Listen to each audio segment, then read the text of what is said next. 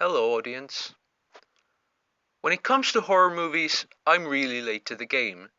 As a kid, I was really put off horror movies. I hated the jump scares, I thought the gore was just sadistic, and I couldn't understand why anyone would be interested in the genre. It wasn't until I saw Stanley Kubrick's The Shining that it hit me. I'm not a fan of horror as such. I'm a fan of interesting storytelling. So to me, a good horror movie is not necessarily one that freaks me out. It's an atmospheric, spooky film, or even just an entertaining film with good characters, an inventive story, and a great villain. And for the past few months, I've really been digging into old horror franchises. The first one I tackled was A Nightmare on Elm Street. And these are my thoughts and my ranking of these movies.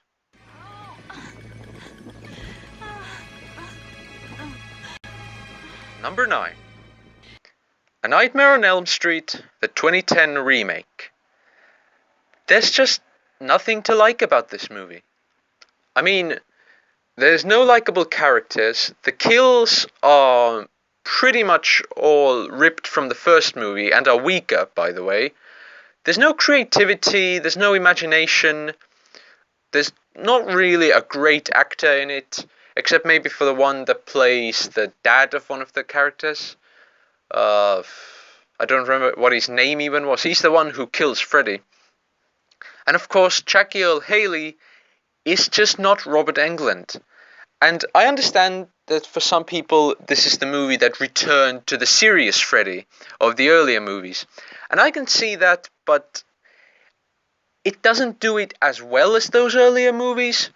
And even Robert Englund at his worst, I still find more entertaining and more Freddy-ish than Jackie Earle Haley. He's just not the same character for me. I don't get the Freddy glee, the love for the killing from him. Jackie Earle Haley as Freddy is just pissed off, and that's about it. He just pissed off, he kills people, and he's always speaking in a deadpan voice, which kinda gets boring after a while. So yeah, 2010.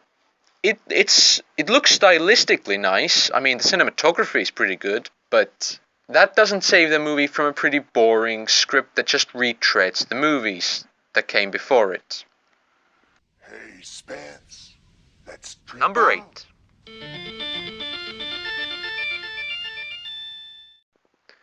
A Nightmare on Elm Street 5, The Dream Child. Now, this is a movie that just didn't really know what it wanted to be, in my opinion.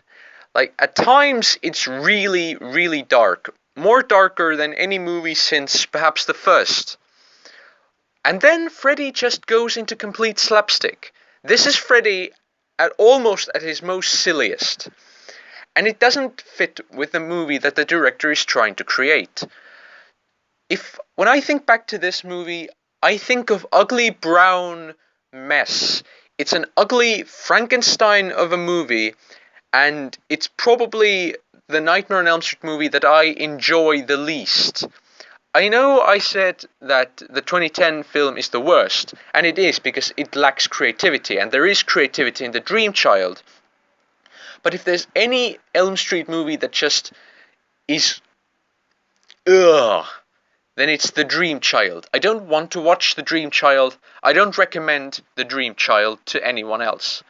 There's some good actors in there. I like Lisa Wilcox as the heroine, and I like the kid who plays Lisa Wilcox's son. But overall, it's just an ugly movie. Number 7. New Nightmare. Now, this is usually mentioned alongside parts 1 and 3 as the definitive Wes Craven trilogy. And it doesn't really deserve that title. This movie is boring. It's probably the most disinterested that Freddy became, to me at least. Like, in the other films, Freddy is this interesting character who loves being evil. He's the most human of all the 80s slasher villains because he chose to become one. He is just awful and he loves being awful. But New Nightmare is actually kind of like Jackie Earle Haley's movie in the sense that Freddy is just dark and gritty and just kills people, and that's just kind of boring to watch. And it doesn't help that the cinematography is poor. This movie looks really overlit. There's no atmosphere, there's no suspense or tension. I mean, the meta gimmick is clever, but the darker aspects of the film, the nightmare of the film, just doesn't come to life. And Freddy looks ridiculous. He looks like a Halloween, like he's got a Halloween mask, like he's someone pretending to be Freddy, not actually Freddy himself. Heather Langenkamp returns, and I like that. I thought Wes Craven's cameo was really good. I wish they had done more with Robert Englund. I was kind of confused why Freddy would go after Heather Langenkamp, considering that the only one who can put an end to the movies and thus let Freddy out into the real world would be Robert Englund, because he's actually the guy playing Freddy. I mean, he disappears, so does that mean Freddy got him, or what? I don't know. But yeah, this is the most, okay, it's not the most boring it's not the most boring Nightmare movie because the 2010 film exists, but it's definitely a big letdown, especially considering who was in the directing chair. Please, God. This Number 6. is God. A Nightmare on Elm Street 4, The Dream Master. Now, this film is one of the more fondly remembered Elm Street films, and I would agree, it's fun to watch. Freddy is really good in this. It's a very enjoyable, fun flick. It's not scary, the horror has gone out, but the comedy works. The reason why I have ranked it so low is because there's really nothing new brought to the table. There's inventive dream sequences, and the lines are good, but overall this is just Freddy coming back and killing some kids. It's the most generic of the Elm Street films, which is sad because the film works. The direction is fantastic, and it connects really well with Dream Warriors by bringing back those characters and even Freddy's grave. Oh yeah, Freddy comes back because a dog pissed on him. That makes no sense, but it's just script-wise, story-wise, there's no reason for the Dream Master to exist. And the whole idea of the girl from the previous movie passing on the dream power to Alice, the main protagonist of this movie, is really cheap. And it's a transparent attempt to just keep the franchise going, because the last Elm Street kids were dead. Elm Street 4 just has no reason to exist, but it's a fun time, and I enjoy watching this movie. Who in the fuck what you think? Number 5. Freddys Dead, The Final Nightmare. Now, I'm gonna get a lot of flack for this because this is the most hated of all the Elm Street films. But personally, I have to disagree. Whilst the comedy is insanely over the top, like Looney Tunes over the top, there's some really neat ideas there. I like that they explore Freddy's origins. I like hearing about Springwood after Freddy has made an impact on it. And I love the concept of Freddy trying to break out of his boundaries and, go on and make other Elm Streets elsewhere. It's more than a little self-aware, especially with the Johnny Depp cameo and everything, but it's the right kind of self-aware. And personally, I kind of like when franchises get a little crazy with their storylines, because at least it shows imagination and an attempt to do something different. Freddys Dead, Final Nightmare it's even got some nice kills, It's got the kill with the deaf kid. It's got the Wicked Witch kill. I would say it's underrated.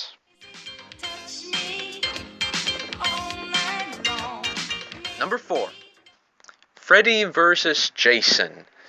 The epic crossover with Friday the 13th, and it works so well.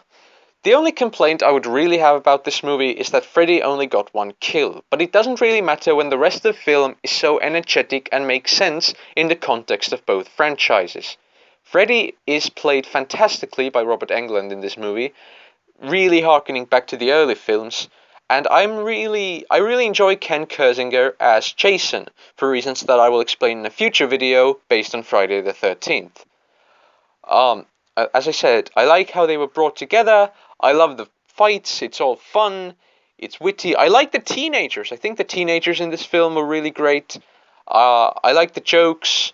I like that they go back to the Camp Crystal Lake, and I like that there's encounters both inside the dream world and at Camp Crystal Lake. It's just a fun crossover, and it's one of those movies I can just put on any time and enjoy. And that's about it. Number 3.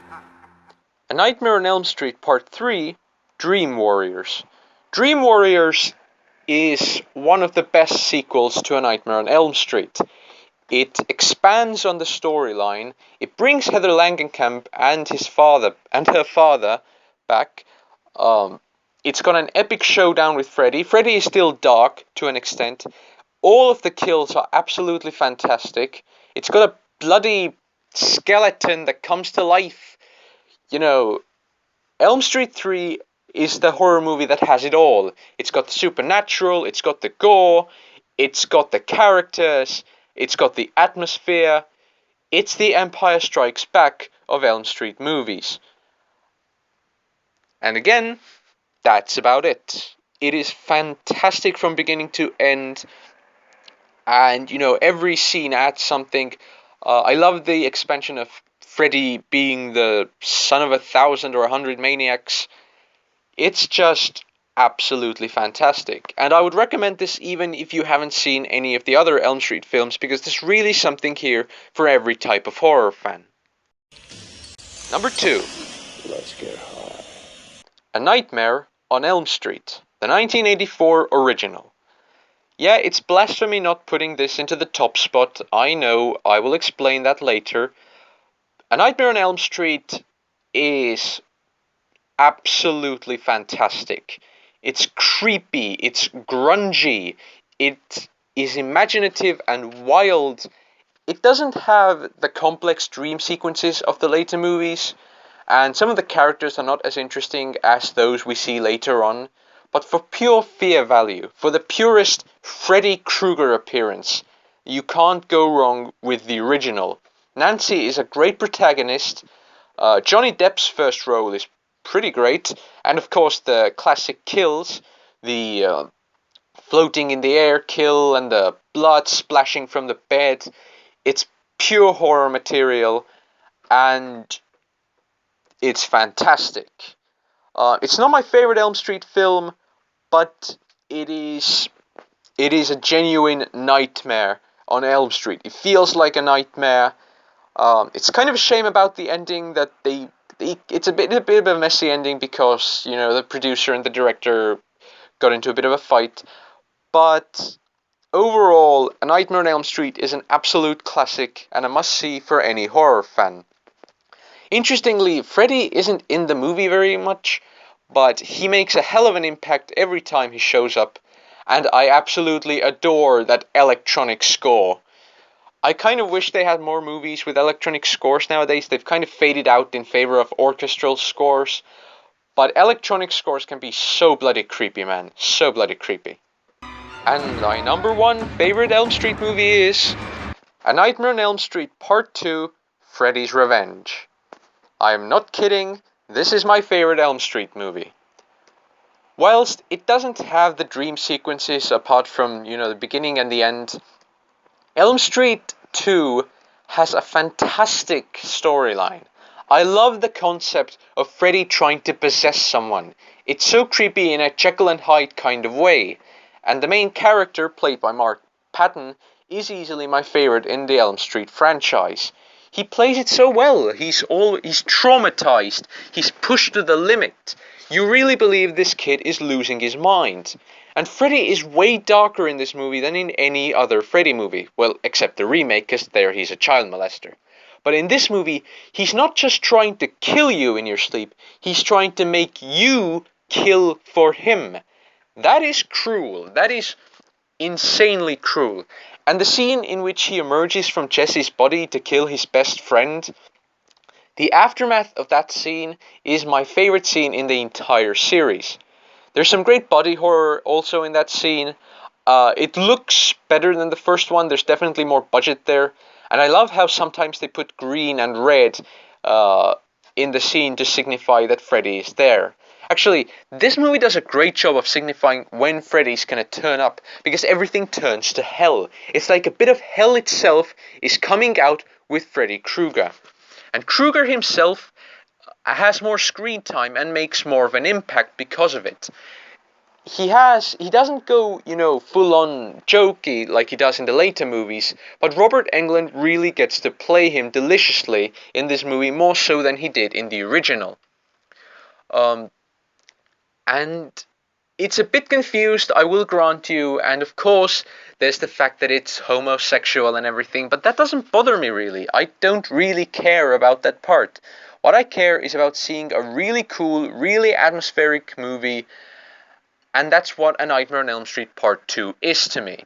It continues the universe of the first movie, but it expands on it. So in a way, I prefer that to Dream Warriors. Dream Warriors made everything bigger and cooler and wider, but Freddy's Revenge kept things simple whilst also doing more with the concept than the original movie could. So those were my Nightmare on Elm Street films. I'm sure you disagree with them. Put your thoughts down in the comments. Comment, like, subscribe. And I'll see you next time for my top 11 Friday the 13th films.